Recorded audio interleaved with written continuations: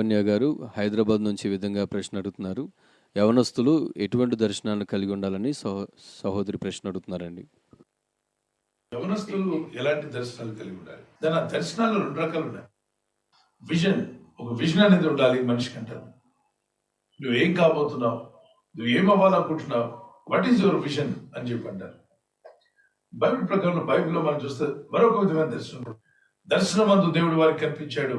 దర్శనము కళ అనేటువంటిది నిద్రలో ఉన్నప్పుడు వచ్చేదాన్ని కళ అంటారు.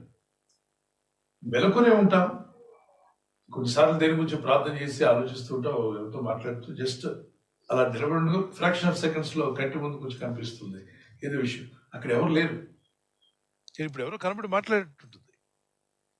అది ఇల్యూసినేషన్ కాకుండా ఆ వ్యక్తి యొక్క నిజ జీవితంలో జరిగినట్టు కొన్ని సంఘటనలు, దాని గురించి ఎవరో వచ్చి మాట్లాడినట్టు అనిపిస్తుంది. దేవుడు దర్శనం ద్వారా దేవుడు మాట్లాడతాడు. ఆ దర్శనం అనేటువంటిది కళ్ళు తెరిచి చూస్తున్నప్పుడు కంటి ముందే కనిపిస్తుంది. దేవుడిచ్చే దర్శనాలు ఆయా సమయాల్లో ఇస్తాడు దేవుడు, సందర్భాన్ని అవసరతను బట్టి. ఎప్పుడు పడితే అప్పుడు వచ్చే దర్శనం కాదు. కూర్చున్న దర్శనం, నిలబడిన దర్శనం, నడుస్తున్న దర్శనం, ప్రతి క్షణము దర్శనాలు వస్తున్నాయంటే కొంచెం తేడా ఉన్నట్టు. సో ప్రార్థిస్తూ ఉండగా కొన్ని సమయాల్లో దేవుడు దర్శనాలు ఇస్తాడు. వాటిని బట్టి దేవుని స్తుతించండి, అది వాక్యానుసారంగా తెలుసుకోండి. అలా కాదు, మీరు దర్శనం కలిగి ఉండాల్సింది. నీకేం కనబడింది, దేవుడు ఏం చూపించాడు చెప్పు, నీకేం చూపించాడు చెప్పు అంటే ఏదో ఒకటి చెప్తారు. ఏం కనిపించిందో తెలియక పిల్లలందరూ కూర్చోబెట్టి ప్రార్థన చేయించి దేవుడు నీకేం చెప్తున్నాడు చెప్పండి అమ్మా, దేవుడు నీకేం చూపిస్తున్నాడు చెప్పండి అని అడుగుతున్నాడు. దానికి పిల్లలందరూ ఏదో నోటుకు వచ్చిందని చెప్పేస్తున్నారు. నేను అతను అడిగాను, ఎందుకు మీరు అలా అడుగుతున్నా అంటే యవనస్తులకు దర్శనాలు ఉంటాయని కదండి, అందుకే వీళ్ళు ప్రార్థన చేయించి ఏ దర్శనం కనబడిందో చెప్పు అంటే కొందరు లేని మాటలు చెప్తున్నారు, అబద్ధాలు కూడా చెప్పేస్తున్నారు. ఏది పడితే చెప్పేది కాదు, ఎప్పుడు పడితే అప్పుడు దర్శనం రాదు. ప్రవచనాలు ఎప్పుడు పడితే అప్పుడు రాలే, ప్రవక్తలకు కూడా ఆయా సందర్భాల్లోనే వచ్చాయి. చాలా మంది ఏమంటారంటే, బ్రదర్ నాకు ప్రవచనం చెప్పండి, బ్రదర్ నాకు ప్రవచనం చెప్పండి. దేవుడు ఇస్తే ఆటోమేటిక్గా చెప్తాం, దేవుడు ఇవ్వకుండా ప్రవచనాలు చెప్పాలి అనేటువంటిది ఆలోచన కలిగి ఉండకండి. ప్రార్థించమని చెప్పండి. ప్రతి క్షణము ప్రవచనము దర్శనాల మీద ఆధారపడే వరకు ఉండదు. సో ఆయా సమయాలలో దేవుడు ఇస్తాడు, ఆయా సమయాలలో దేవుడిస్తే ఓకే, అది ప్రతి క్షణము కూర్చున్నా లేచిన దర్శనం. రెండో రకం దర్శనం ఏంటంటే, ఇప్పుడు పిల్లలకి చెప్తుంటారు నువ్వేం అవ్వాలనుకుంటున్నావు అని స్కూల్లో, ఆ డాక్టర్ అవ్వాలనుకుంటున్నావు, అయితే నీకున్న విజన్ ప్రకారంగా బాగా చదవమంటారు. మరి ఒకవేళ ఇంజనీర్ అవ్వకంటే లెక్కలు బాగా వచ్చి ఉండాలి. సో ఒక్కో సబ్జెక్ట్లో ఏది కావాలో తెలుసుకోవడానికి ఒక విజన్ కలిగి ఉంటారు. అలాగే సేవకులు కూడా దేవుడిచ్చిన దర్శనంతో ముందుకు వెళ్తారు. దేవా నన్ను ఏం చేయమంటావు, ఈ పరిచర్య ఏ విధంగా కొనసాగించమంటావు, ఇది సంఘ పరిచర్య ఇచ్చావా, స్వార్థ పరిచర్య ఇచ్చావా, ఈ విధంగా ముందుకు వెళ్ళాలి. దేవుని మాటలు అందిస్తూ ఆత్మలు రక్షించి నీ జీవితం దేవుని వాక్యానుసారంగా ఉండాలి. ఫస్ట్ మనందరికీ కామన్ దర్శనం ఏంటంటే విజన్, మనంతా మనల్ని పిలిచిన దేవుని ఎదుగు చేరాలి, పరలోకమందున తండ్రిని చూడాలి, మనకు వేలుముద్ర మన కంట్లో ఐరిస్ పెట్టిన దేవుని కళ్ళారా చూడాలి, ఆయన స్తుతించి ఆయన గణపరిచే రోజు రావాలి. Okay, God bless you. మిమ్మల్ని దీవించగాలి.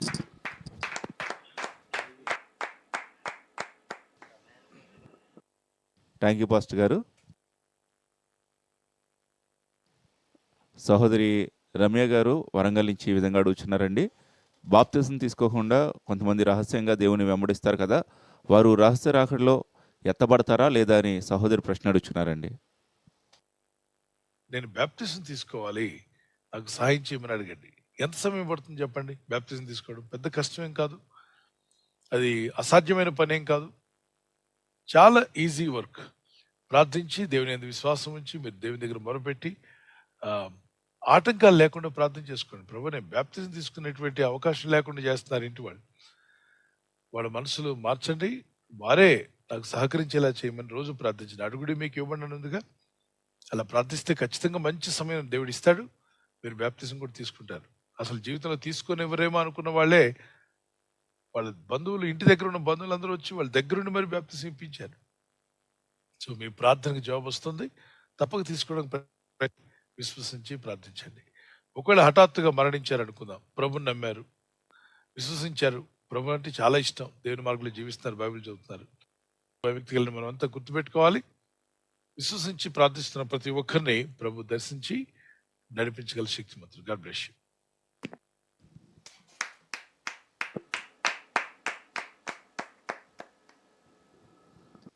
థ్యాంక్ యూ పాస్టర్ గారు.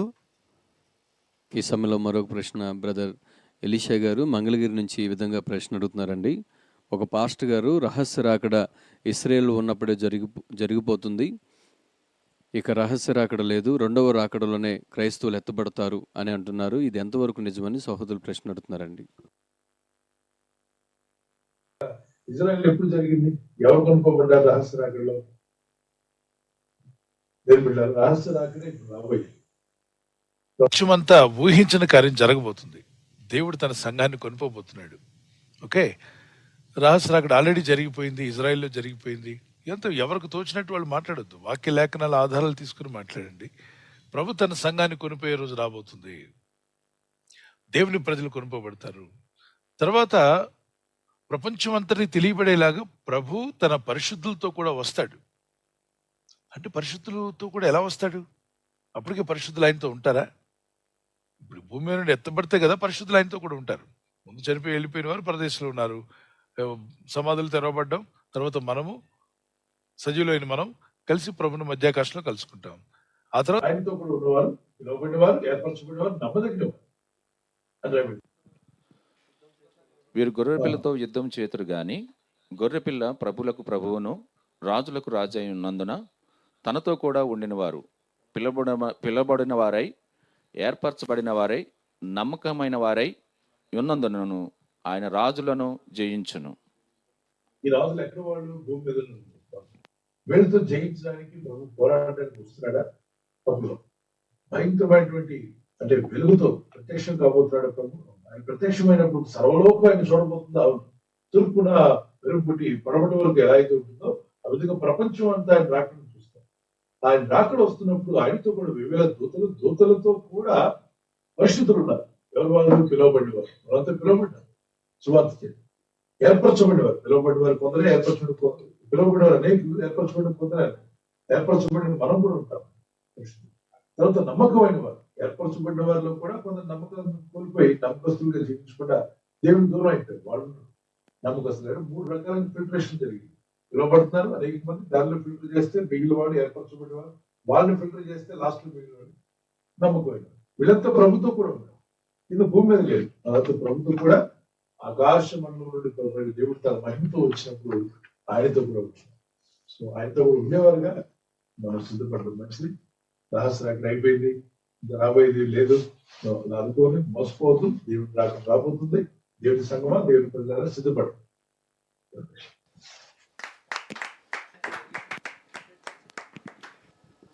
థ్యాంక్ యూ పాస్టర్ గారు. తర్వాత ప్రశ్న సహోదరి గౌతమి గారు విజయవాడ నుంచి ఈ విధంగా అడుగుతున్నారండి. ఇతర దేశాల్లో ఉన్నటువంటి వారు ప్రభు బల్లప్పుడు ద్రాక్షరసం లేకపోతే ఏదైనా జ్యూస్ లాంటిది వాడుకోవచ్చు అని ప్రశ్న అడుగుతున్నారండి. ద్రాక్షరసం లేని సమయంలో ఎప్పుడైనా సో చూడండి, కొన్ని చోట్ల కోకోకోలా తీసుకోవచ్చు అని, పెప్సీ తీసుకోవచ్చు అని, థమ్స్అప్ తీసుకోవచ్చు అంటారు. అలా నేను చెప్పను. ఎందుకంటే ద్రాక్షరసం అనేటువంటిది దేవుని బలలో ఒక భాగం కనుక దేవుని బలం నిర్లక్ష్యం చేయాలి. దేవుని బలం ఎప్పుడు నిర్లక్ష్యం చేయాలి. కలిగి ఉండడానికి ప్రయత్నం చేయండి. ద్రాక్షరసం అనేటువంటిది యాక్షన్ రకరకాలు వస్తున్నాయి. కాన్సన్ట్రేట్ చేసినటువంటి జ్యూసెస్ వాటిని వాటర్లో కలిపి రెడీ చేసి పెట్టుకోవచ్చు. లేదా ద్రాక్ష పళ్ళు తెప్పించని పెట్టచ్చు. ద్రాక్ష పళ్ళు దొరకలేదు. ఆ ప్రిపరేషన్ అనేది ఉందిగా, ప్రిపరేషన్ అనేది ఒక రోజు 2 రోజుల ముందే ప్రిపేర్ అయి ఉండడం మంచిది కదండి. అంటే బాటిల్ తెచ్చి పెట్టుకోవచ్చు. బాటిల్ అంటే వైన్ షాప్కి వెళ్ళి వైన్ బాటిల్ తెమ్మట్లేదు. దేర్ ఇస్ గ్రేప్ జ్యూస్, రకరకాల జ్యూసెస్ అవైలబుల్ ఉన్నాయి మార్కెట్లో. మీరు తెచ్చుంచండి, దాన్ని నీటిలో కలుపుకొని మీరు తీసుకోవడం ప్రయత్నించండి.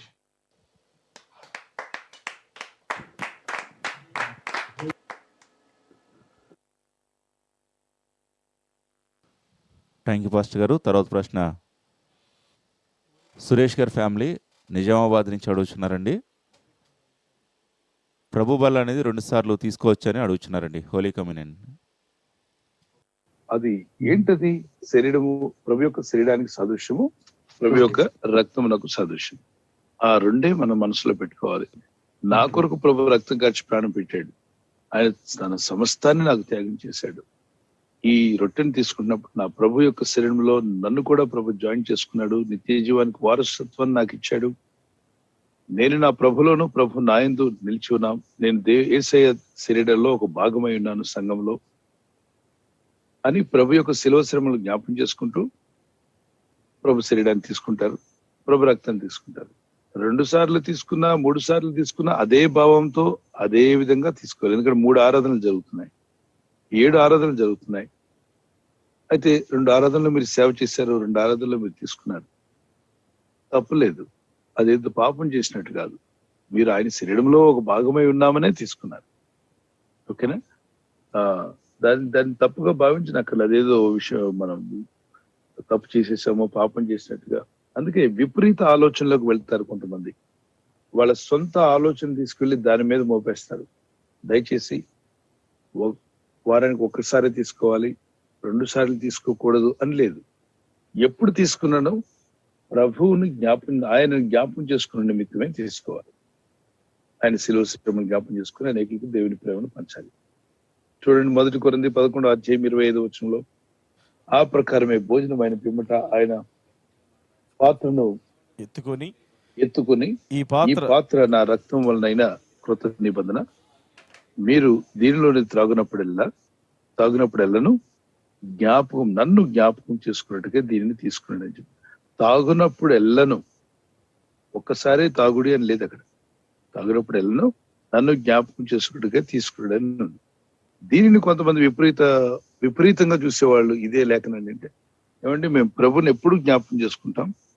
కొన్ని సంఘాలు నెలకు 1 సారి ఇస్తారు, అది చాలా తప్పని వాళ్ళే మాట్లాడుకుంటూ, మా సంఘం అయితే ప్రతిరోజు తీసుకుంటాం, ఎందుకంటే మేము ప్రభుని ప్రతిరోజు జ్ఞాపకం చేసుకుంటామని చెప్పి సింగపూర్ లో ఒక ఆయన స్టార్ట్ చేశాడు. అది ఒక వేలామురిగా చేశాడు. పక్క సంఘాలన్నీ లాక్కోవడానికి ఒక పెద్ద ఎత్తుగడ వేశాడు. అన్ని సంఘాల్లో వాళ్ళు తప్పు చేస్తున్నారని, వారు నెలకు 1 సారి ఇస్తున్నారని, మేమైతే న్యూ రెవల్యూషన్ మాకు వచ్చిందని, ఆ రెవల్యూషన్ ఏంటంటే ప్రతిరోజు మేము తీసుకుంటామని అని చెప్పి ఒక రెవల్యూషన్ లా సృష్టించాడు. ఈ టాక్టిక్స్ ట్రిక్స్ వాడే సేవకులు అన్నమాట. వాడేసరికి ఆ వాక్యం చెప్పి, అవును రోజుకు మీరేంటి నెలకు 1 సారి అంటే 1 సారి జ్ఞాపం చేసుకుంటారా? వారానికి 1 సారి అంటే వారానికి 1 సారి ప్రభుని జ్ఞాపం చేసుకుంటారా? అలా కాదే, ఎల్లప్పుడూ జ్ఞాపం చేసుకుంటాం, కాబట్టి ప్రతిరోజు మేము తీసుకుంటామని చెప్పాడు. నేనంటాను, రోజుకి ఎన్నిసార్లు జ్ఞాపకం వస్తాడు యేసయ్య చెప్పండి? మాట్లాడేంటి? ప్రతి క్షణం ప్రభు జ్ఞాపకం వస్తూనే ఉంటాడు కదా. అంటే జ్ఞాపకం వచ్చినప్పుడల్లా తీసుకోవాలనుకున్నట్లయితే రోజుకి 24 గంటలు 24 సార్లు తీసుకోవాలి. ఒకవేళ జ్ఞాపకం వస్తూనే ఉంటాడు కాబట్టి ప్రతి క్షణం అంటే ఇంకేం లేదు. 2 బ్యాగులు పెట్టుకోవాలి. ఒకటేమో మధ్యలో బకెట్ మెడకు తగిలించుకుని దానిలో ద్రాక్షరసం పోసుకొని ఒక స్ట్రా పెట్టుకోండి. ఓ పక్కనేమో బ్యాగ్ పెట్టి అందులో రొట్టె ముక్క తిండు, స్ట్రాతో పిలవడు, రొట్టె ముక్క తిండు, స్ట్రాతో. ప్రభు జ్ఞాపకం రాగానే బకెట్ లో ఉంటుంది కదా, ఇది పీలుస్తూ అది తింటూ ఉంటారా? అది ఉంటాయా?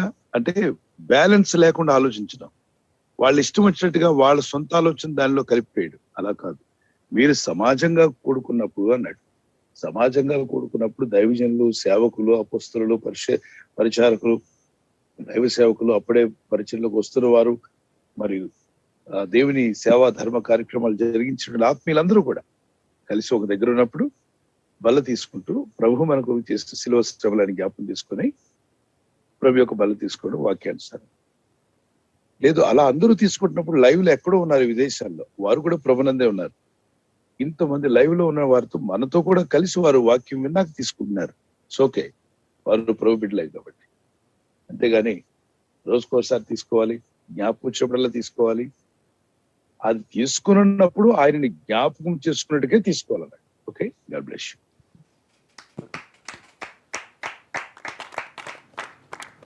థ్యాంక్ యూ పాస్టర్ గారు. ఈ సమయంలో మరొక ప్రశ్న, ఎలీషా గారి ఫ్యామిలీ మంగళగిరి నుంచి ఈ విధంగా ప్రశ్న అడుగుతున్నారండి. ఏబు తనకున్న గర్వం వలన శ్రమల పాలయ్యాడు అని ఒక సేవకులు చెప్తూ విన్నారంట. ఇది ఎంతవరకు వాస్తవని సహోదరులు ప్రశ్న అడుగుతున్నారండి. యోబు గర్వించినందున దేవుడు అతనికి అది అనుమతించాడని ఎక్కడ లేదు.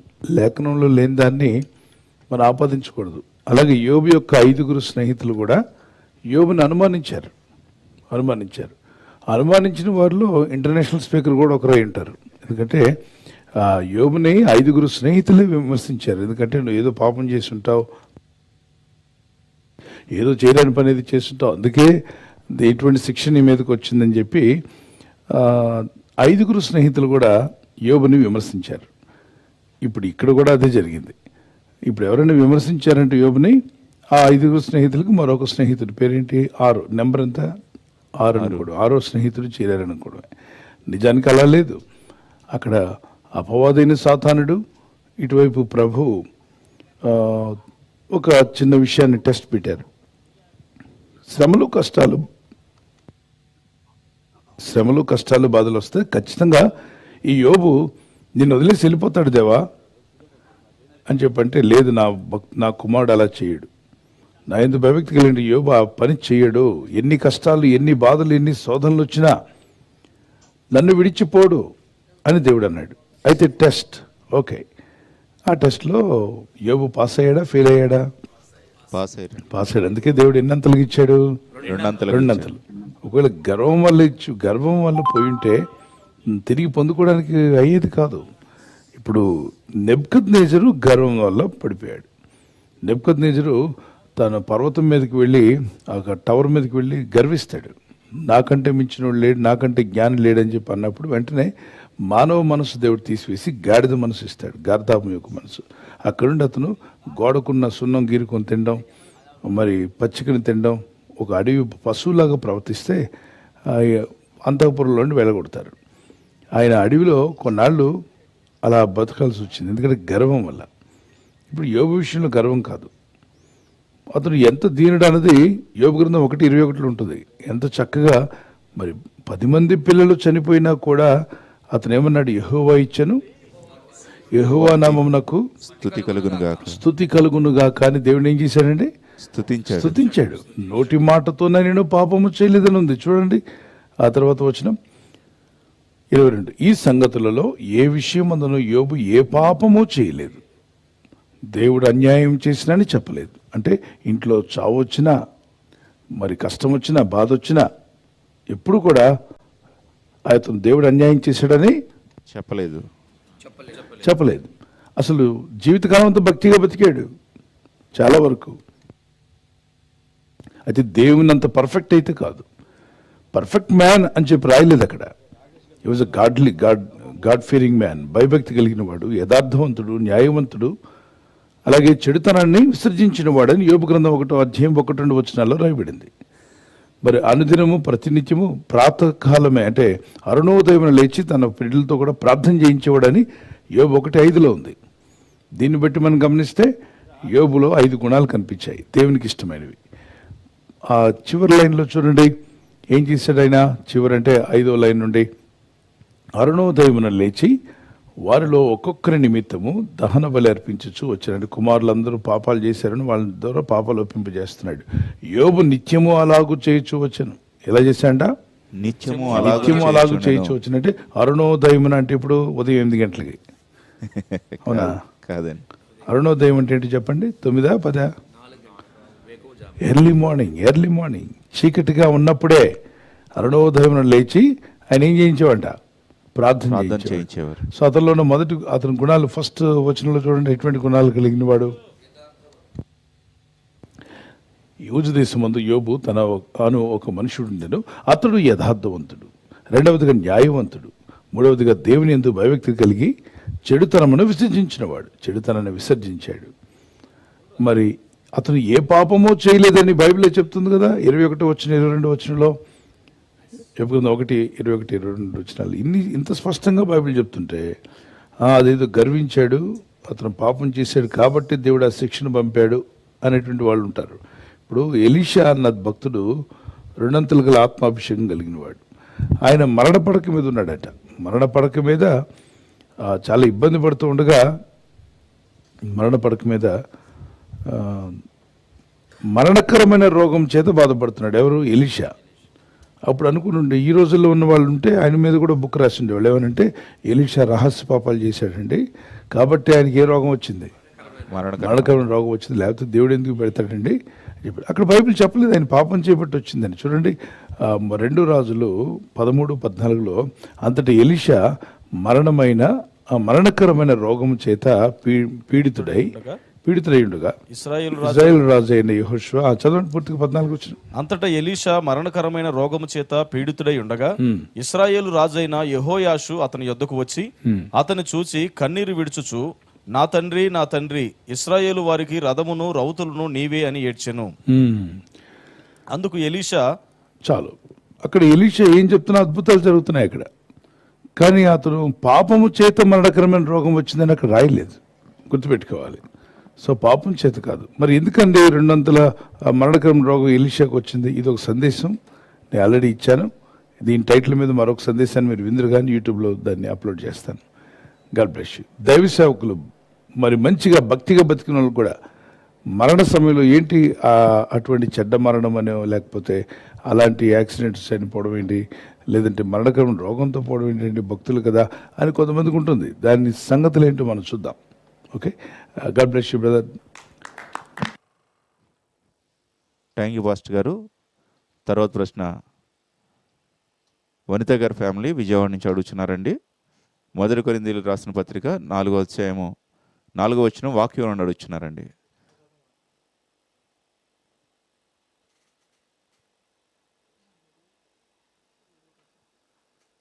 నా యందు నాకు ఏ దోషం చాప్టర్ 4:4 తీసుకుందాం.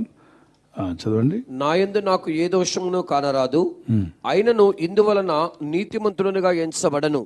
అంటే విమర్శించువాడు ప్రభువే. ఇక్కడ చాలా మంది ఏమనుకుంటారంటే మన విషయంలో మనం చూసుకుంటే మనం బాగానే ఉన్నాం అనిపిస్తుంది. మనం బాగానే ఉన్నాం, I'm all right, I'm perfect, better than others, ఇతరుల కంటే నేను బెటరే కదా అని ఒక దానికి వచ్చేస్తాం. ఏమంటాం దాన్ని, ఒక కంక్లూషన్కి వస్తాం. ఒక కంక్లూషన్ ఏంటంటే నేను బాగానే ఉన్నాను, ఇతరుల కంటే బాగా భక్తిగా ఉన్నాను, ప్రార్థన చేస్తున్నాను, అన్ని విషయాల్లో బాగానే ఉన్నాను, నా యందు నాకు ఏ దోషం కనరాట్లేదు. అంటే అనేక మందికి వారి తప్పులు కనబడవు, కానీ ఇందువలన నీతిమంతుడను ఎంచబడను. అంటే చాలామంది ఈ రోజుల్లో నేను చాలా భక్తిగా ఉన్నానండి, నీతిగా ఉంటున్నాను, అందరికీ రక్తదానము, అన్నదానము, మరి ధనదానము, అన్ని దానాలు చేస్తున్నాను, నాలో ఏం తక్కువ ఉంటుంది అని చెప్పి అనుకుంటారు. అంటే వాళ్ళ దృష్టిలో వారు నీతిమంతులే, కానీ విమర్శించువాడు ప్రభువే. మన తూకంలో మనం బాగా తూగుతున్నాం, కానీ దేవుని తూకంలో మనం ఎలా ఉన్నాం? మన త్రాసులో బాగుండొచ్చు మనం, కానీ దేవుని త్రాసులో మనం ఎలా ఉన్నాం అంటే దాని అర్థం భక్తులు ఇంకా ఎదగాలి, ప్రార్థనలో ఇంకా. అందుకే అంటాడు కదా యేసుప్రభువు వారు ప్రకటన 22:11లో, నీతిమంతుడు ఇంకనూ నీతిమంతుడుగా ఉండాలి, పవిత్రుడు ఇంకా పరిశుద్ధుడుగా ఉండాలి. మరి భక్తిగా ఉన్నవారు ఇంకా ఎక్కువ భక్తిగా ఉండడానికి ప్రయత్నం చేయండి. మనం ఉన్న భక్తితో ఇక తృప్తి పొందొద్దు. ధనం విషయంలో దేవుడు భౌతికంగా మనకి ఇచ్చిన వాటిలో తృప్తి కలిగి ఉందాం, దేవునికి స్తోత్రం చెల్లిద్దాం. కానీ ఆత్మీయతలో పర్వాలేదులే అని సర్దుకుపోవడం కాదు. నేను ఇంకా ఆత్మదాహం కలిగి ఉండాలి, విశ్వాసంలో ఎదగాలి, ప్రార్థనలో ఎదగాలి, దేవుని కృపలో ఎదగాలి, ఆత్మీయ జ్ఞానంలో ఎదగాలి అనేటువంటి ఆలోచన కలిగి ఉండడం మీ అందరికీ మేలు, మనందరికీ మేలు. మరి 2 కొరింథీ పత్రిక 4వ అధ్యాయంలోనేమో ఈ యుగ సంబంధమైన దేవత అనేకులు మనోనేత్రాల గుడ్డితనం కలుగు చేసింది. అందుకే అనేక మంది నమ్మట్లేదు. ఎందుకు నమ్మట్లేదు? అనేక మంది ఎందుకు యేసయ్య యొద్దకు రావట్లేదంటే, ఒక ఈ యుగాన్ని ఏలుతున్నటువంటి, ఈ యుగం అంటే ఒక దేశమే కాదు, అన్ని దేశాలను ఏలుతున్నాడు ఒక అపవిత్రాత్మ, దురాత్మ, అది అపవాది. మనోనేత్రాలకు ఏం కలుగు చేశాడంట? గురుడితనం. సో మనుషులకి ఎంతసేపు ఏం చూపిస్తున్నాడు? శరీరాశ, నేత్రాశ, జీవపడము. నువ్వు ఎంజాయ్ చేయడం అంటే క్లబ్బులకు పో, పబ్బులకు పో, తిరుగు, గంతులేయి. ఇంకా ఎంజాయ్ చేయాలంటే విహారయాత్రలకు వెళ్ళు, ఆ లోకలంతా చూసేసిరా.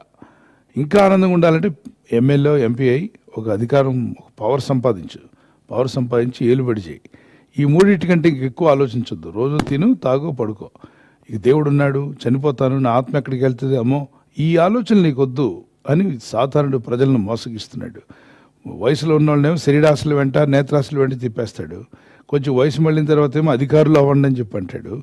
అధికారులు ఈ మూడిట్లోనే ఈ చక్రాల్లో పడేసి మనుషుల్ని మరణించేదాకా వేరే ఆలోచన రానివ్వకుండా, మరణం తర్వాత నేను ఎక్కడికి వెళ్తాను, నా నిత్యత్వం ఎక్కడ గడుపుతాను, నేను చనిపోతున్న ఆత్మ ఎక్కడికి వెళ్ళబోతుంది, మరణం ఎప్పుడైనా రావచ్చు కదా, where I'm going to stay are spend my time eternity. ఈ ఆలోచన రానివ్వకుండా చూసుకుంటాడు. అందుకే అపవాది యొక్క మాటలు విన్న వాళ్ళకి చూడండి, పరలోకం గురించి కానీ ఆ చనిపోయిన తర్వాత ఆత్మ ఎక్కడికి, ఈ ఆలోచన తెలియవు అసలు. వాళ్ళు ఆలోచించరు. బతుకున్నప్పుడు ఎంజాయ్ చేయాలి బ్రదర్ అంటారు తప్ప ఎంజాయ్ చేసుకోవాలండి అని. కానీ ఈ ఎంజాయ్మెంట్స్ అన్నిటికీ ఒక తీర్పు అనేది రాబోతుంది. మనుషుడు భూమి మీద బతుకున్నప్పుడు ఏం మాట్లాడుతున్నా, ఏం చూస్తున్నా, ఏం తలుస్తున్నా వాటన్నిటికీ లెక్క అప్పగించవలసి ఉందని ఉంది. కనుకనే యేసుక్రీస్తు రక్తాన్ని ఆశ్రయించి లెక్కలు అక్కడ అప్పగించుకుంటారు. బోల్డ్ లెక్కలు. పుట్టినప్పటి నుండి ఇప్పుడు దాకా ఎన్ని అబద్ధాలు ఆడారో, అంటే లోకంలో ఉన్న వారి గురించి అందరి గురించి చెప్తున్నాడు. ఎన్ని పొరపాట్లు జరిగాయో, ఎన్ని ఎర్రర్స్ జరిగాయో, వీటన్నిటికీ లెక్క అప్పగించిన అవుద్దా? అప్పగించగలరా? ఆయన నిలదీసాడు అనుకోండి, ఏం చేస్తాం? కాబట్టి ఆయన ఒక్కొక్కని పాపం లెక్క తీసి చూసినట్లయితే ఎవడు నిలవగలడు అని దావీదు అంటాడు. అయ్యా, నువ్వు ఒక్కొక్కరి పాపం నిలదీసి చూస్తే ఎవరు నీ ఎదుటి నిలవగలరు దేవా? ఎవరు నిలబడలేరు. 116వ కీర్తనలో. సో ఇక్కడ మనం జాగ్రత్త పడాల్సిన అవసరం మనకుంది. యేసుక్రీస్తు రక్తం ఆశ్రయించిన, ఎందుకంటే ఒక్క పాపమైనను ఆయనలో లేదు. Right. God bless you. Thank you pastor గారు. తర్వాత ప్రశ్న మనోజ్ గారి ఫ్యామిలీ విజయవాడ నుండి ప్రశ్న అడుగుతున్నారు.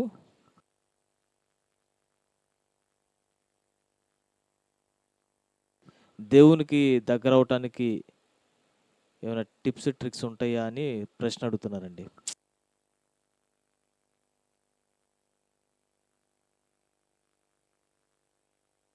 ప్రశ్న మరొకసారి పాస్టర్ గారు, మనోజ్ గారి ఫ్యామిలీ విజయవాడ నుండి అడుగుతున్నారు. దేవునికి దగ్గర అవటానికి ఏమైనా ట్రిక్స్ ఉంటాయా అని ప్రశ్న అడుగుతున్నారు. క్రిస్టియానిటీలో when you are following Jesus, Yesu ప్రభువుని వెంబడిస్తున్నప్పుడు దేవుని వాక్య ప్రకారంగా జీవితకాలం అంతా ఈ లోకంలో ఇహయాత్రలో పరలోకం చేరేంత వరకు కంటిన్యూ చేస్తూనే ఉండాలి. ఇది ట్రిక్స్ టాక్టిక్స్ ఏ ఉండవు. ఇందులో క్రీస్తు ప్రభుని రక్షకుని అంగీకరించి జీవితకాలం అంతా ఆయన కృపలో కొనసాగుతూ, అంచెలంచెలుగా ఆత్మీయంగా ఎదుగుతూ, దైవజ్ఞానంలో ఎదుగుతూ, దేవుని కృపలో ఎదుగుతూ, దేవుని యొక్క క్రీస్తు యొక్క గుణగణాలను మన చుట్టూ ఉన్న వారికి కనపరుస్తూ, మదిలో దేవుని వాక్యము, గదిలో ప్రార్థన, మరి వీధిలో సాక్ష్యం కలిగిన వారై ప్రభు మహిమలోకి పిలుచుకునేంత వరకు ఆ జీవితం అలాగా ప్రభులో కొనసాగించడమే. ఇందులో టాక్టిక్స్ ట్రిక్స్ వాడిన వాళ్ళందరూ ఇబ్బందులు పాలవుతారు. ఈ ట్రిక్స్ ఏం లేవు ఇందులో. కావాలని కొంతమంది ఏవో ట్రిక్స్ అన్నట్టు, ఏదో రహస్యాలు అన్నట్టు, మర్మాలు అన్నట్టుగా మా దగ్గరే ఉన్నాయి మర్మాలు, ఈ మర్మాలు మేమే చెప్తాం అన్నట్టు కొందరు మాట్లాడుతున్నారు. బైబిల్ చెప్తుంది 25వ కీర్తన 12-13 వచనాల్లో యెహోవా యందు భయభక్తి గలవానికి ఆయన మర్మములు ఆయన బయలుపరిచే ఉన్నాడట. అది పరిశుద్ధ గ్రంథంలో ప్రభు బయలుపరిచాడు. కాబట్టి ఎవరైనా చర్చికి వచ్చి ఉపాస ప్రార్థనలు అంటే దీవెనలు వస్తాయి, దశ భాగాలు ఇస్తే దీవెనలు వస్తాయి అంటే ఓన్లీ దీవెన కొరకే టార్గెట్ చేయకూడదు. నా ప్రభుని నేను వెంబడించాలి, నా కొరకు ప్రాణం ఇచ్చి, నా కొరకు తన సమస్తాన్ని త్యాగం చేసి నా యేసు కొరకు నేను జీవించాలి. అది సమర్పణ. రోమాపత్రిక 12:1-4 వచనం వరకు చదివినప్పుడు, సజీవయాగంగా మిమ్మల్ని మీరు దేవునికి సమర్పించుకోండి, అది మీ ఎడల దేవుని చిత్తమై ఉంది అన్నాడు. అపోస్తలుడైన పౌలు 2 కొరింథీ పత్రిక 2 తిమోతి 4:7 విశ్వాసమును కాపాడుకున్నాను, మంచి పోరాటం పోరాడుతుంది, అంతం వరకు అన్నాడు. అది ప్రతి క్రైస్తవుడు చేయవలసిందే.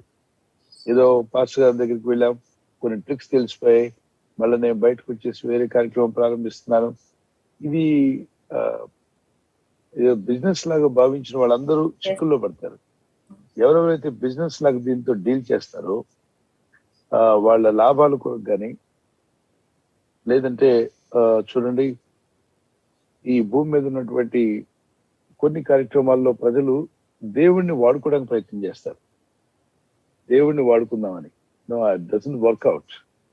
అందుకే ప్రభు అన్నాడు మత్తయి సువార్త 13వ అధ్యాయం 17, 18, 19 వచనాల్లో, మంచి నేలను పడిన విత్తనాలు నూరంతలుగా ఫలిస్తాయి, రాతి నేలను పడినవి కొన్నాళ్ళు బాగా పచ్చగా ఉండి తర్వాత కింద రాయి ఉన్నందున ఏరు పారక చనిపోతాయి.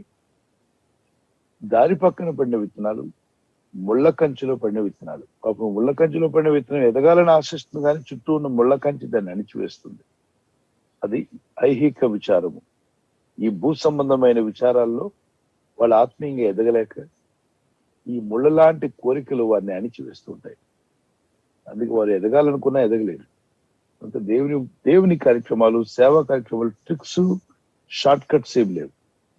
ఎవరైతే దీన్ని ట్రిక్స్ గా, టాక్టిక్స్ గా, లేదంటే ఒక ఏమంటారు షార్ట్ కట్ గా చేయాలనుకుంటారో కొన్నాళ్ళు ఒక వెలిగి తర్వాత పూర్తిగా ఆరిపోయే పరిస్థితి ఏర్పడుతుంది. అలా చాలా మంది చేశారు. చేసిన వాళ్ళందరూ కూడా ఆత్మీయతలు వెనకబడిపోయారు, దేవునికి దూరం అయ్యారు. భౌతికంగా ఏదో లాభపడ్డారే కానీ జీవితంలో ఘోరమైన నష్టం పొందారు. ఇస్కరియోతు యూదా యేసు ప్రభువుని అప్పగించడం వల్ల ఒకే రోజున 30 నాణ్యాలంటే ఆ రోజులు 30 నాణ్యాలు వెండి కాసులు ఉన్నప్పుడు మరి ఆ దినాల్లో దాని రేట్ చాలా ఎక్కువ ఉండొచ్చు. ఈ రోజుతో పోలిస్తే 3 కోట్ల రూపాయలు ఒకే రోజు సంపాదించాడు అనుకున్నాం. 3 కోట్ల రూపాయలు యేసు ప్రభువుని అప్పగించడం వల్ల సంపాదించాడు. జీవితకాలం అంతా కష్టపడినా సంపాదించలేదు. కానీ 3 కోట్లు తీసుకొని ఇంటికి వచ్చాక ఏమైంది? మనశ్శాంతి పోయింది, సమాధానం పోయింది, బ్రతుకు మీద ఆశ పోయింది. జీవితంలోకి ప్రవేశించిన దురాత్మలు అతని మనసును అకలావికాలం చేస్తాయి.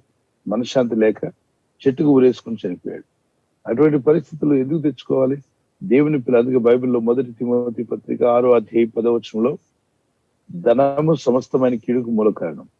డబ్బు సంపాదన కొరకు దేవుని మార్గాన్ని ఎంచుకోవద్దు. మరి లోకంలో లాభం పొందుకోవడానికి దేవుని మార్గం ఎంచుకోవద్దు. ఆయన మన కొరకు ప్రాణం పెట్టి సమస్తాన్ని త్యాగం చేశాడు గనుక అదేవిధంగా ఆయన్ని సేవిస్తూ ఉండగా ప్రతివాని వాని పరిణమితం ప్రతివానికి జీతం ఇచ్చి నా వంతున్నాడు. వారి క్రియల చొప్పున వారికి జీతం ఇస్తాడు. ఆయన్ని సేవించినప్పుడు మీకు ఏదైనా తక్కువ అయిందని అడిగాడు.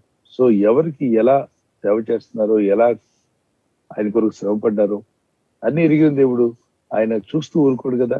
వారి అక్కర్లు తీరుస్తాడు, వారిని బలపరుస్తాడు. దేవుని వెంబడించడమే చాలా ప్రాముఖ్యం. God bless you.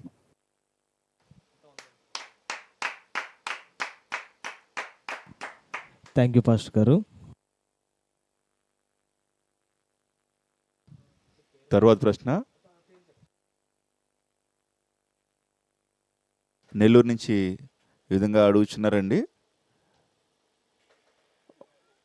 ప్రసన్న గారి ఫ్యామిలీ, మా ఇంట్లో మరియు చర్చిలో సిలువని ఎందుకు పెట్టుకుంటున్నాం, అలా పెట్టుకోవచ్చా అని ప్రశ్న అడుగుచున్నారండి.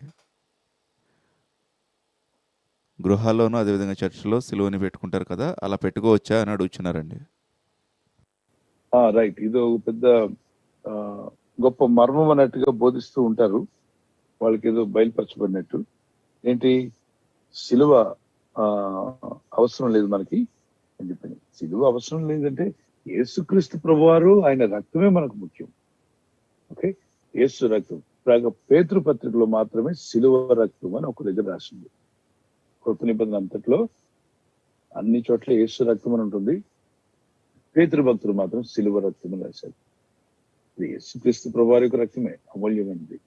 అయితే ఇక్కడ మనం గమనించాల్సింది, క్రైస్తవులు అని చెప్తే ఇప్పుడు ఉదాహరణకి క్రాసే పెట్టకుండా ఉండాలి, మనం క్రీస్తు రక్తం ప్రకటిస్తూ ఉండాలని చెప్పి క్రిస్మస్ టైంలో స్టార్ పెట్టద్దు, అలాగే క్రాసులు పెట్టుకోవద్దని కొంతమంది దాన్ని తీవ్రంగా బోధించేవాళ్ళు ఉన్నారు. అవసరం లేని దానికంటే ఎక్కువ బోధించేవాళ్ళు. దీనివల్ల వారు ఎప్పుడైనా చర్చి కట్టారనుకోండి, చర్చి కట్టినప్పుడు అది చర్చ్ అని ఎలా బయలుపరచబడుతుందంటే మనం తెలుసుకుని రావాల్సిందే అంటారు. కానీ గవర్నమెంట్ లెక్కల్లోకి వెళ్ళినప్పుడు కరెంటు ఇస్తున్నప్పుడు కరెంట్ బోర్డు వారు అంటారు, మీరు ఇక్కడ చర్చ్ అని చెప్పి మీరు అప్లికేషన్ పెట్టారు, మాకు ఇక్కడ క్రాస్ కనబడలేదు కాబట్టి మేము కేటగిరీ 7 కింద ఇవ్వము, మీరు బిజినెస్ హాల్ కింద, కమర్షియల్ హాల్ కింద ఇస్తామంటాడు. కమర్షియల్ అంటే మనం కట్టాల్సిన డొమెస్టిక్ కంటే ఎక్కువ డబల్ 7 టైమ్స్ కట్టాలి. కమర్షియల్ కాదండి, మేము బిజినెస్ పెట్టలేదు, మేము ఆరాధనా స్థలం ఇదంటే. మరి ఆరాధనా స్థలం అంటే మా ఇన్స్పెక్షన్ వచ్చినప్పుడు మీరు అక్కడ క్రాస్ ఏం కనిపించలేదు. వాళ్ళు కొన్ని గుర్తులు పెట్టుకున్నారు, క్రైస్తవులు అంటే క్రాస్ ఉంటుందని. క్రాస్ దేనికి సాదృశ్యం? ప్రతివాడు తను ఉపేక్షించుకొని తన సిలువలు ఎత్తుకుని నన్ను వెంబడించిన సిలువ అన్నప్పుడు శ్రమ, అవమానము, నిందలు వీటన్నిటికి సాదృశ్యం ఉంది.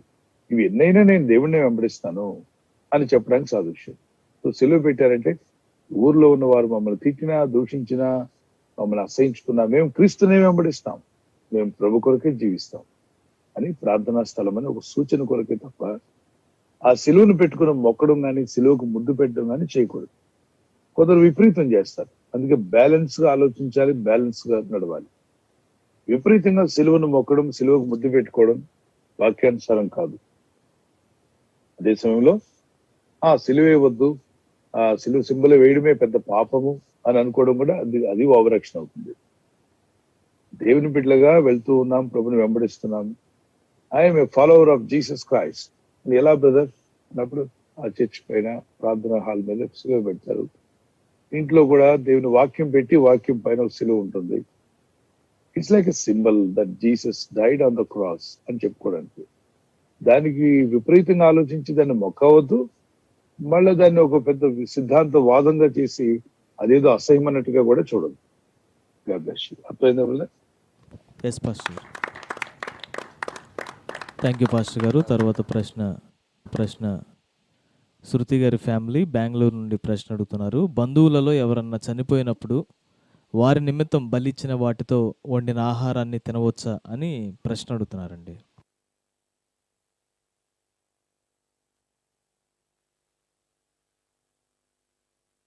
106వ కీర్తనలో ఉంటుంది. 106వ కీర్తనలో ఇజ్రాయెల్ని దేవుడు గద్దిస్తూ ఉంటాడు.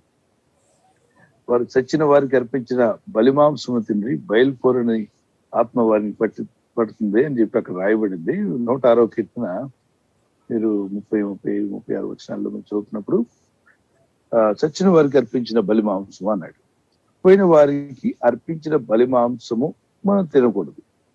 కానీ ఇంట్లో భోజనం పెట్టారంటే తినడానికి ఏం తప్పలేదు, ప్రార్థన చేసుకుని తినండి. మీరే తిన్నను ప్రార్థన చేసుకుని తినండి. తర్వాత ఆహారం ఏదో ఇచ్చారు, వాళ్ళు ఎక్కడి నుంచి తెచ్చారు మనకు అనవసరం. వచనం చదువుదాం, 28వ వచనం, 106:28. మరియు వారు బయల్పేరును హత్తుకొని చచ్చిన వారికి అర్పించిన బలిమాంసమును భుజించిరి. వారు తమ క్రియల చేత ఆయనకు కోపము పుట్టించగా వారిలో తెగులు రేగెను అని ఇజ్రాయేలులో ప్రభు చెప్పినటువంటి మాట అక్కడ జరిగిన విషయాన్ని ప్రభు చెప్పాడు. అంటే అక్కడేం జరిగింది? వాళ్ళు ఇజ్రాయేలు దేవుని బిడ్డలు యూదులయ్యండి చచ్చిపోయిన వారికి అర్పించినటువంటి బలిమాంసం తినడానికి పోయారు. మాంసాహారులు అయిపోయి ఆ మాంసం తినాలా, ఇంట్లో వండుకొని తినొచ్చు, ఎన్నో రకాలు ఉంటాయి. అలాగే దినానికి వెళ్ళినప్పుడు వారు ఒక మేకను కానీ కోడిని కానీ కట్ చేసి అది ఆ వ్యక్తి పేరులో ఆ చెట్టు కిందో ఇక్కడ కట్ చేసి ఆ చెట్టుకి వేలాడదీస్తారు. దాని తల అక్కడ ఏదో కొన్ని కార్యక్రమాలు చేసి దాన్ని కట్ చేసి అది దాంతో వండిస్తారు. అప్పుడు మనం దాన్ని అవాయిడ్ చేయొచ్చు. వారు భోజనం ఏర్పాటు చేసి తీసుకొచ్చి నాయన తినండి అన్నారు. అది ఎక్కడి నుంచి ఇచ్చారో మీకు తెలియదు. వాళ్ళు తీసుకొచ్చి పెట్టారు, తినమన్నారు. అది ఎక్కడి నుండి వచ్చిందని 10 సార్లు మనం అడగనట్లా. ఆహారం మీ ముందు ఉంది. యేసుక్రీస్తు నామములో ప్రార్థన చేసుకోండి. ఎటువంటి అనుమానము సందేహం లేకుండా నజరేయుడైన యేసుక్రీస్తు నామములో ప్రార్థించిన వెంటనే అందులో ఏమున్నా ఖాళీ అయిపోతాయి, అన్ని తొలగిపోతాయి. స్తుతించి భోజనం చేయండి. అక్కడ దాని గురించి నేరారోపం కలిగి ఉండొద్దు. అదేవిధంగా అనుమానంతో తినొద్దు. అనుమానంతో తినదు ఏదైనా పాపం అవుతాక. విశ్వాసంతో దేవుడు నాకు తోడై ఉన్నాడని ప్రార్థించుకుని తినండి. ఉదాహరణకి కొన్ని పట్టణాల్లో ఉదయకాలం మీరు బ్రేక్ఫాస్ట్ చేయడానికి వెళ్తే అక్కడ కొబ్బరి చట్నీ వేసిస్తారు. ఈ కొబ్బరి చట్నీ చాలా వరకు దేవాలయాల దగ్గర వాళ్ళు కొట్టినట్టు కొబ్బరి టెంకాయల్లో మిగిలిపోయినవన్నీ కూడా ఇస్తుంటారు. కొన్ని హోటల్స్ కూడా పంపించే వాళ్ళు ఉన్నారు కొన్ని చోట్ల. ఇప్పుడు ఈ కొబ్బరి చట్నీ ఎక్కడి నుంచి వచ్చిందండి, ఈ కొబ్బరికాయలు ఎక్కడి నుంచి తెచ్చారని మీరు వంటగదిలోకి వెళ్ళి అడుగుతారా? అడగనివ్వరు. అసలు ఫాస్ట్ గారులు కూడా భలే ఉంది బ్రదర్ అని తినేస్తారు. ఇది వెనక ముందు ఆలోచించారు, ప్రార్థన చేసుకుని తినేయడమే. ఆ టెంకాయ ఎక్కడి నుంచి వచ్చిందో మనకి ఎందుకు? మనం పేమెంట్ చేస్తున్నాం, మనం ఒక డబ్బు కడుతున్నాం. ఆ డబ్బుకు అతను మనకు ఆహారం పెట్టాడు. అతను ఎక్కడి నుంచి తెచ్చాడో అది తర్వాత సంగతి. మనం ప్రభునామంలో ప్రార్థించుకొని భోజనం చేస్తున్నాం. ఆ దోషం మన మీద ఉండదు, ఇక్కడ మనం పేమెంట్ చేసాం. అలాగే మనకు తెలిసింది అనుకోండి, మన మనస్సాక్షి వీక్ గా ఉంటే అవాయిడ్ చేసే. ఎందుకో అనుమానంగా అనిపిస్తుంది, వద్దనిపిస్తుంది అని చెప్పి అనిపిస్తే దాన్ని అవాయిడ్ చేయడం మంచిది. అదే టైంలో మీ బంధుమిత్రుల్లో ఎవరైనా నిద్రిస్తే వెళ్ళండి, వెళ్ళి వారికి సహాయపడండి. వాళ్ళ ఇంట్లో మరణం అంటే దుఃఖకరమైన కార్యం కాబట్టి మీరు దూరదేశాల్లో ఉంటే మీరు ఏం చేయలేరు. అదే ప్రాంతంలో ఉన్నట్లయితే ఉండి కూడా రాలేదు, పలకరించలేదు, మన బంధువు అయ్యండి అనే బాధ వాళ్ళ హృదయాల్లో గాయంగా ఉంటుంది. అందరికంటే ముందే వెళ్ళి పలకరించి మీ ఇంట్లో జరిగిన ఈ సంఘటన బట్టి మేము కూడా విచారిస్తున్నాం, ప్రార్థన చేస్తామని చెప్పి ఇంట్లో కోసం మా ప్రార్థనలో మీరు ఉన్నారు. ధైర్యంగా ఉండండి. ఈ లోకయాత్ర ముగించుకుని ఎవరైనా వెళ్ళిపోవాల్సింది, ఈ భూమి ఎవరికి శాశ్వతం కాదు అని ఆ ఇంటి వారిని బలపరుస్తూ ధైర్యపరుస్తూ దేవుని ప్రేమను చూపండి. అవసరమైతే ఆ ఇంటి వాళ్ళు ఏమి చేసుకోరు, ఏడుస్తూ ఉంటారు. మీరు టీలో కాఫీలో చేయించి అక్కడ ఇవ్వండి. ఒకవేళ అక్కడ అయ్యేటువంటి ఖర్చు, టీ కాఫీ ఖర్చు కానీ వచ్చిన వాళ్ళకి ఒక టెంట్ వేయాల్సి ఉంటే మీటి ఖర్చుతో వేయించండి, నో ప్రాబ్లం. అప్పుడు వారు ఏమంటారు, మా బ్రదర్ ప్రభుని నమ్మలేదు అని, మా ప్రభుని నమ్ముకున్నాడు కానీ క్రీస్తు ప్రేమను చూపించాడు. మా బంధుమిత్రులు ఎవరు రాకముందు తన ముందు వచ్చాడు, తాను మాకు టెంట్ వేశాడు, మాకు టీ కాఫీలు వచ్చిన వాళ్ళందరికీ ఇచ్చాడు, అక్కడ ఉన్న వాళ్ళందరికీ ఆదరణ మాటలు చెప్పాడు. నిజంగా వాళ్ళ ప్రభుని బట్టి, ఆ సహోదరుని బట్టి నేను స్తుతిస్తున్నాం. అయితే ఆ శవాన్ని తీసుకెళ్ళినప్పుడు అక్కడ కుండను మోయడం, అక్కడ ఇవన్నీ వీటిలో పాల్గొనలేదు. వాటిలో పాల్గొనకపోయినా అభ్యంతరం ఉండదు. వాళ్ళు మీరు చేయాల్సిన సేవ వాళ్ళకి ఆల్రెడీ అందింది, మీ ద్వారా వాళ్ళు మేలు పొందారు. కాబట్టి వారు మిమ్మల్ని చూసి తక్కువగా భావించరు. ఎప్పుడైనా దేవుని బిడ్డలు బంధుమిత్రుల విషయాలు ఏదైనా జరిగినప్పుడు మీ వలన అయిన సహాయాన్ని మీరు పంపించండి, ఆదరించండి. ఒకవేళ అవ్వకపోతే తర్వాత కాలంలోనే మీరు వారిని స్పందించి సహకరించిన ప్రయత్నం చేయండి. అంటే క్రీస్తు ప్రేమను మనం పంచాలి. బంధుమిత్రులందరికీ క్రీస్తు ప్రేమను పంచండి. వారు క్రీస్తుని ఎరగని వారు, కానీ మీరు క్రీస్తుని ఎరిగిన వారు, మీరు చేయగలిగిన సహాయం చేయండి అని చెప్పి వారు చేసే ప్రతి దాంట్లో మిమ్మల్ని ఇన్వాల్వ్ అవ్వమని నేను చెప్పట్లేదు. మీరు సహాయం చేసే విషయంలో ఇన్వాల్వ్ అవ్వండి. మిగిలిన కార్యక్రమాల్లో వారు చేసుకుంటారు. చెప్పండి, నన్ను చేయమని, మిమ్మల్ని చేయమన్నారు అనుకోండి, ఇవి నేను చేయను, అవన్నీ నేను చేశాను, ఇవి చేయడానికి చాలా మంది ఉన్నారు మన బంధువులు, ఎవరో ఒకరికి అవకాశం ఇవ్వండి అని చెప్పి మీరే చెప్పొచ్చు. లేదా మీ పెద్దలు ఎవరిని ఉంటే వారితో చెప్పించవచ్చు. మిమ్మల్ని అర్థం చేసుకునే వాళ్ళు ఉంటారు. అన్నా నేను ఇలా ప్రభుని నమ్ముకున్నాను, నేను ఈ టెంట్లు వేయడాలు ఇవన్నీ నేను చూసుకుంటాను, అవన్నీ మన తమ్ముళ్ళు అన్నలు ఉన్నారు కదా, వాళ్ళతో చెప్పి చేయించుకోండి అని చెప్పండి. పర్వాలేదు, చేయించేస్తారు. God bless you.